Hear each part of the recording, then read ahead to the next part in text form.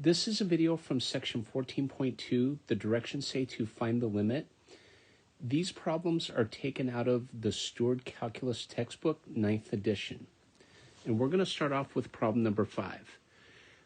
Problem number 5 says the limit of x squared y cubed minus 4y squared as the point xy approaches 3, 2. Now, we can do this by direct substitution.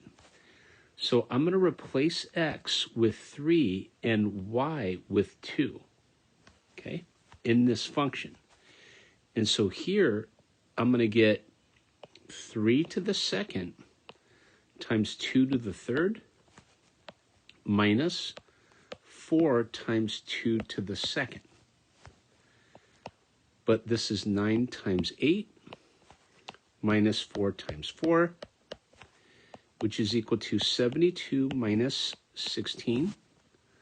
And so the correct answer here is 56. That's number 5. Number 7, suppose I have the limit of x squared y minus xy cubed over x minus y plus 2 as the point xy approaches 3, 1. And so here, again, I can use direct substitution. So I'm going to replace x with 3 and y with 1. And so when I do that, I get 3 to the second times 1 minus 3 times 1 to the third divided by 3 minus 1 plus 2. And so this is 9 minus 3 divided by 3 minus 1 plus 2 is 4. And so this is equal to 6 over 4. But if you remember, 6 over 4 can be written as 3 halves. And so the correct answer for problem number 7 is 3 halves. If we take a look at number 9, we have the limit of y sine of x minus y as the ordered pair or point xy approaches pi halves. And so I'm going to replace x with pi, and I'm going to replace y with pi halves. And so I get pi halves sine of pi minus pi halves, which is equal to pi over 2 sine of pi over 2.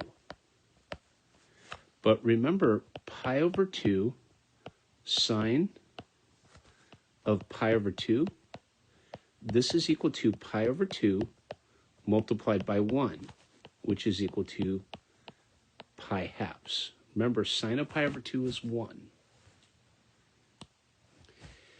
Let's take a look at 11. So if we do direct substitution here, I'm going to replace x with 1 and y with 1. So let's see what happens when we do that. I get 1 to the second times 1 to the third minus 1 to the third times 1 to the second, right? And I'm going to divide by 1 squared minus 1 squared. But you can see that this is 0 divided by 0. And that's a problem, okay? Now, you got to remember, we don't have L'Hopital's rule in Calc 3. That rule doesn't exist. In Calc 1, it does. In Calc 3, we don't have that. So we have to find an alternate way to evaluate this limit. And so what I need to do is I need to factor the numerator as well as the denominator. So we're going to take the limit. Now, the point xy approaches 1, 1, right?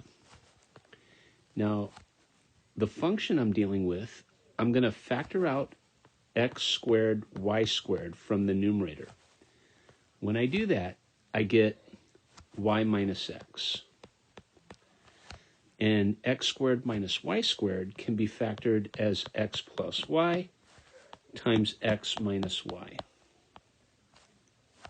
Now, I'm going to take this a step further And I'm going to write this as the limit as xy approaches 1, 1 of. Now, I'm going to factor out a negative 1 from y minus x. So I get negative x squared y squared times x minus y divided by x plus y times x minus y. But now, keep in mind, the x minus y's can cancel, right?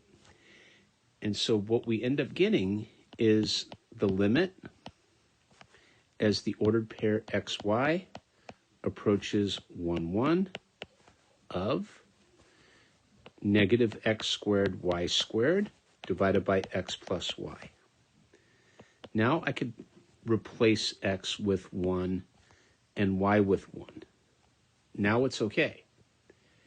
Now in the denominator, we get 1 plus 1.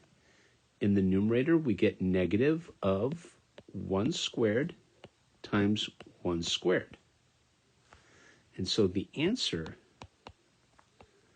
to problem number 11 is negative 1 divided by 2. And that's how we do 11. Okay, now it starts to get interesting. So what we're going to do here is we're going to show that the limit does not exist. So I'm already telling you the limit doesn't exist. So in number 13, we have the limit as the ordered pair xy approaches 0, 0 of y squared over x squared plus y squared.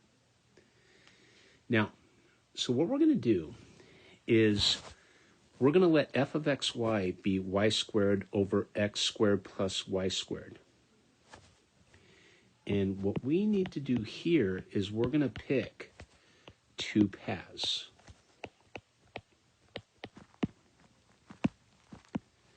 Okay, now the paths you pick must approach the origin.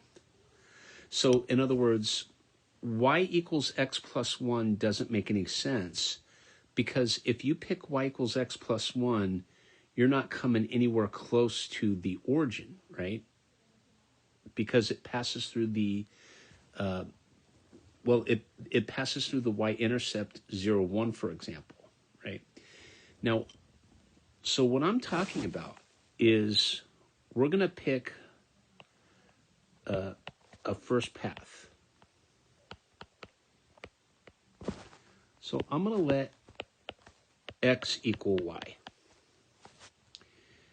Now, f of xy is the same as f of xx, okay? Because x is y. Now, this is equal to x squared divided by x squared plus x squared, right? But this is x squared divided by 2x squared. Now, as long as x is not equal to 0, can we agree that this will reduce to 1/2, right? So remember, the x squareds cancel so long as x is not 0. And we could do that because, remember, the ordered pair xy is getting closer and closer and closer to 0, 0. So x can't be 0. Okay? Now, what does that mean? F of xy approaches 1/2 as xy approaches 0, 0 along the path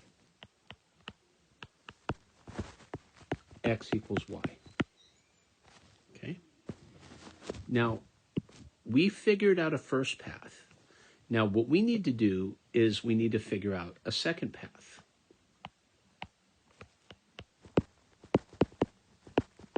Now, I'm going to let x equal 2y.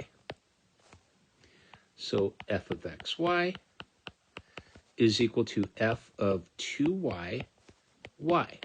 So I replaced x with 2y. Now, in the numerator, I get y squared.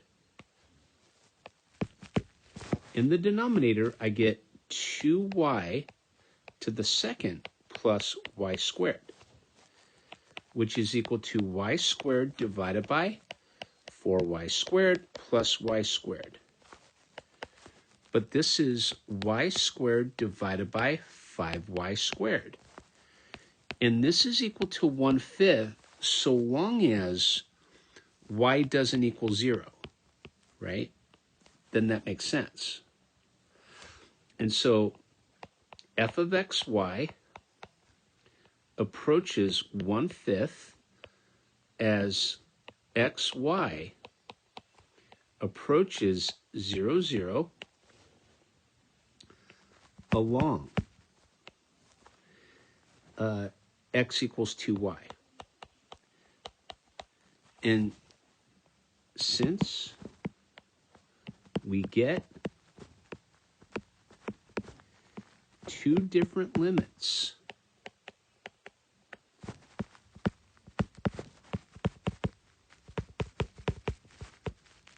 along two different paths,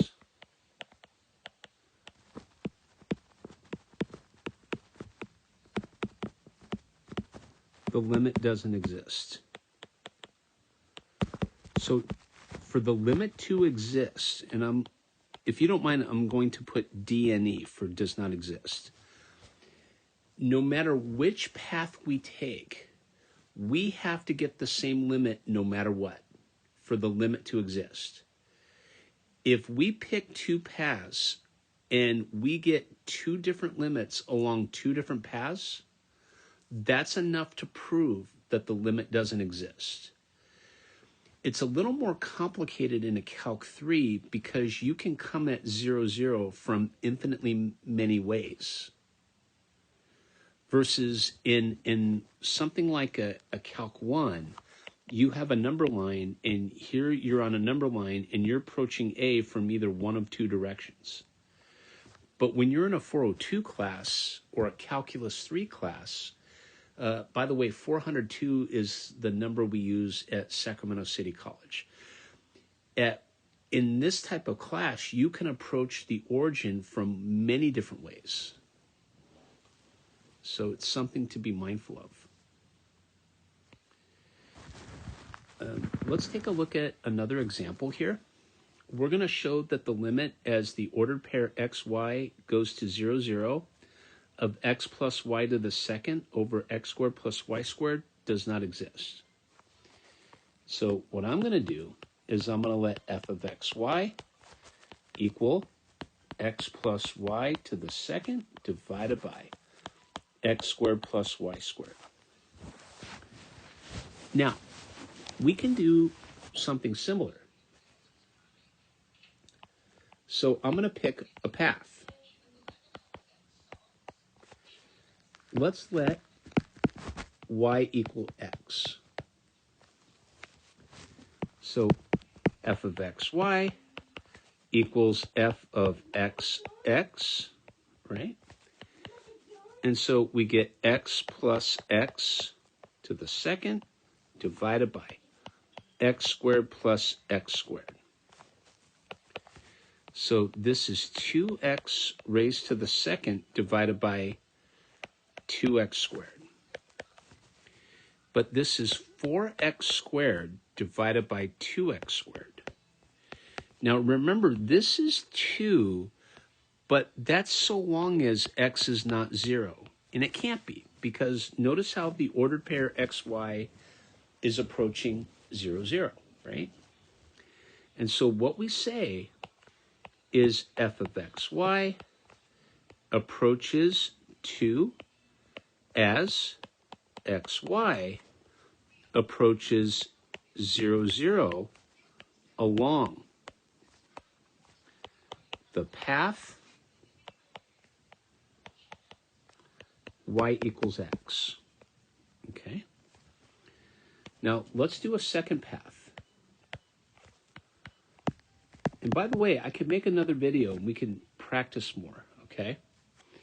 Now, here I'm going to let y equal let's say 2x. So f of xy is equal to f of x 2x, right? Now, in the denominator, we have x squared plus, and I'm going to replace y with 2x and then square it, right? So that's the denominator. In the numerator, we have x plus 2x raised to the second. But this is 3x to the second divided by x squared plus 4x squared. But this is 9x squared divided by 5x squared.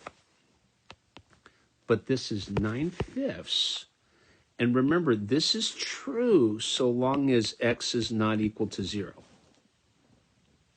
Okay? So what does that mean? That means f of xy approaches 9/5 as xy approaches 0, 0 along the path y equals 2x. And since we get two different limits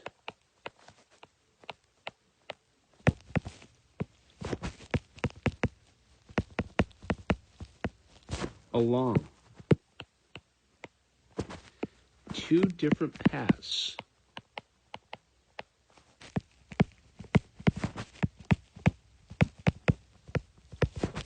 then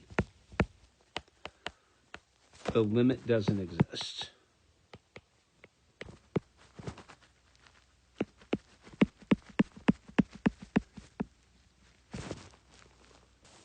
And that'll conclude this video for section 14.2. We worked on problems 5, 7, 9, 11, 13, and 15. Okay, thank you.